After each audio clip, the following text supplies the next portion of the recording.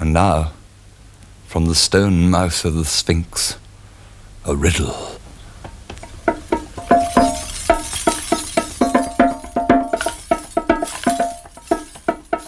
There's a hole up above in the darkness, a blinking blue winking of bright. Oh, I'll push and I'll urge, thrust, shove and emerge and draw myself into the light. Moisture, mud and fallen apples, little things the sparrows spare, passing through this simple siphon, going to the fair. Here, hold on a minute, hang on. Look, don't tell me. What's it begin with? I'll give you a clue. I'm easy to bend, I begin where I end. I'm soft and I'm pink and I'm shy. I'm hairless and harmless and legless and armless. I'll give you 3 guesses. Who am I? A piece of string? No. Balloon? No. Yeah. Yeah. It's not. Most emphatically not. All right, not balloon, not piece of string. Nice one. Who are you? I am a sweet little wriggling worm, covered with mud from head to stern, passing the time from night till morn, leaving little casts in the middle of the lawn. Just an ordinary little worm, squiggy, squiggy, squiggy, squiggy, squirm, squirm, squirm.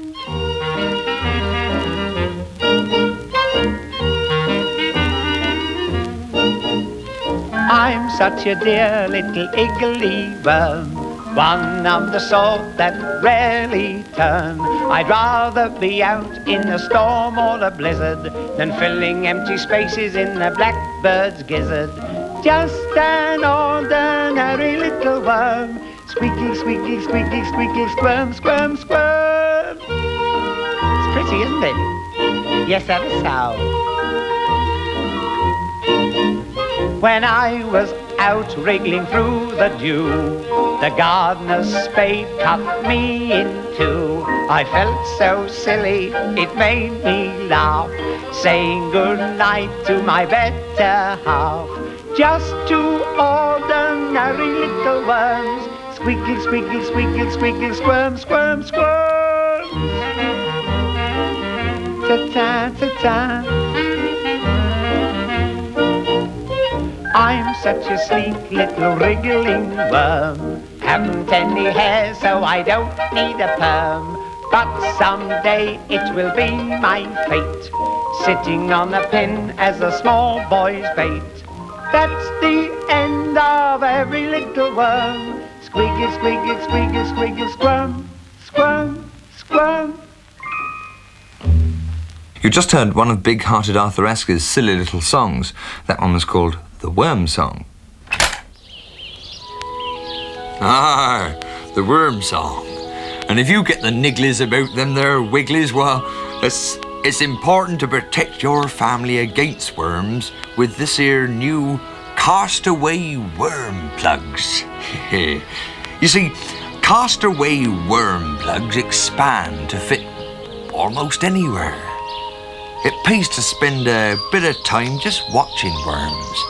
Get to know them, their habits, what they do, what they eat, and where they live. And when you know their address, well, you can hammer them home for keeps with castaway worm plugs.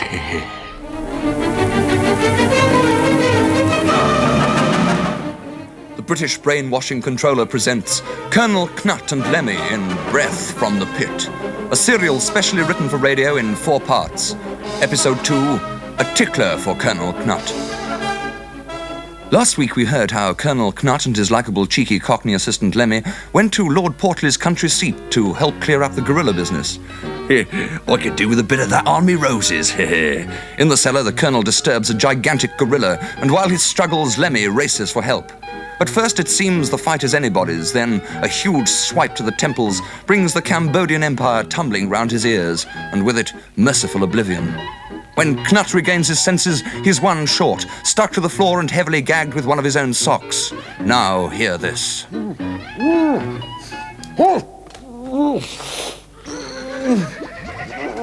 Great guns! I can hardly breathe. What the devil have I got in my mouth? It smells like the bathroom at Hotel Kazi after a curry. Only one way out of this one. Eat it! Oh, that's better. Wish I'd had some brown sauce on it all the same. Now, where am I? Seems to be some kind of cell and I'm stuck down and... What am I lying in? Either somebody spilt sultanas all over the place or there's been a recent plague of rabbits. By the beard of Gulbenkian, a pretty kettle of fish for a tall, angular 27-year-old active man with a torso like the young Heracles and my insurance card stamped up to date.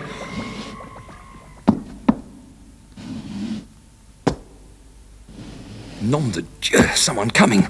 Best to keep doggo. Shouldn't cost all that much to feed. I'll just lie inert until my extraordinary brain comes across with a ruse.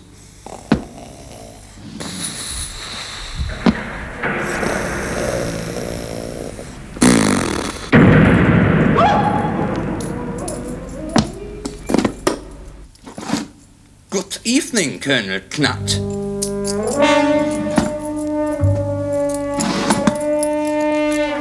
Great guns, the scorpion, by all that's loathsome. He's had a bit of reupholstery on his boat race, but I'd know that beastly breath anywhere. Ugh. My dear Knut, I know that you are awake. Why, only a few Augenblicks ago I had the pleasure of seeing you eat your own sock like an animal. So, you insist on trying my patience too far. Very well. Horace, bite him deep. Oh! Okay. All right, you black-hearted squid, I'm awake, so what? And what filthy nest of vipers' spawn conjured you up? No, my colonel, my little pantomime brings you to me. Pantomime, eh? So you planned it all. Why, if I went pinioned to the floor with these strips of sticky tape of a well-known proprietary brand, Save your breath, colonel. Soon you will need every gasp. What, you devil? We're blowing up balloons. I like balloons. Or is it blow football, eh? I'm good at that. You can't frighten me. I'm wearing Thompsons. Thompsons? Of course. The Thompson Intrepid trouser. For the chap who likes to do two things at once. Two things? Come closer. I wonder if you've noticed the concealed dual-purpose zip. Damn. I'm a dead duck if this wheeze doesn't come off. You see, Thompsons invert to make an attractive balaclava helmet to fit a big rabbit or a useful shovel. Like these trousers I'm wearing myself. You unspeakable swine! Those are my easy breezes. Yes. Give them back to me immediately. Strip a chap to his sub-trousers, would you? Why, I'm quite powerless. I'd be jolly cold around the old privates without them. I wouldn't stand up without a towel. I never would. Stop spitting, blast you. Silence, Colonel. Control yourself. Believe me, you are impeccably dressed for tonight's entertainment. Crab! Crab, come here! Yes, Master. Crab. Sorry, Master. I was eating a worm. Well, put it down. Good grief, a talking gorilla. I wonder if he plays bass guitar, make a fortune with the right management. Crab, I want you to release the Colonel and bring him to me in the ping-pong room.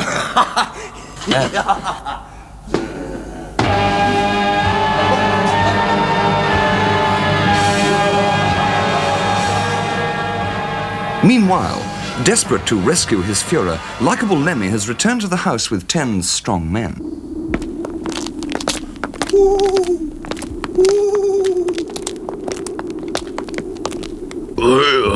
Muscles like vinyl I've got here. Very strong. Hard arm, mate. Very strong. You want to see me lift something, eh? I can lift anything, I can me. Right. We'll just creep round the back and take a look, see? Yeah, keep you very- lot come with me and keep it quiet like. Keep it very quiet. Hello? Hello, there's a blinking light on upstairs. Here, Crusher. Give us an hand with this gorilla suit. Right, here you go. Yeah. I mean, cool. I mean, Trent's a bit on a tight shirt, isn't he? Hey, what's he look like? Eh? Yeah, go on, no. Yeah, see, look, if they spot me, they'll think I'm on their side, eh? Yeah, right, now. You geezers, get down behind that roady blinking dendron bush and keep your heads down. Someone up there, all right? I can hear the voices. And what's that other noise? Horrible. Ooh, sounds like eyeballs popping out.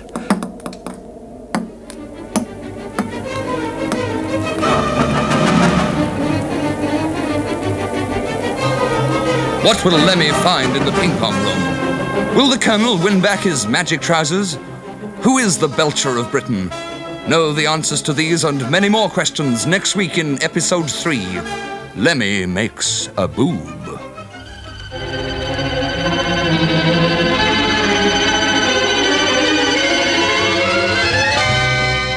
Thinking of getting away this year? Going abroad? Mallorca maybe, Gay Paris, or perhaps somewhere more adventurous. Who knows what untold dangers lurk in the tall grass? Come closer, gang. I want to put you onto a good thing. Concerned about rhinos? Ever experience an unpleasant tickling at the base of your spine, a feeling that rhinos are near? It's uncanny, isn't it? The way they seem to sense your weakness, know almost instinctively of your inner fears. Well, relax. It's all been taken care of. Yes, taken care of with Rhino. Yes, Rhino, the 24-hour rhinoceros repellent. Don't be thick-skinned. Just wipe it on and relax. Busy 24-year-old housewife Mrs. Maureen Pascoe of Lakeside Villa, London, was skeptical. Then she tried it on safari last year and had this to say. We use it on the entire family, and none of them have dandruff. So why take risks? Say no to rhinos with Rhino, right? Rhino? No!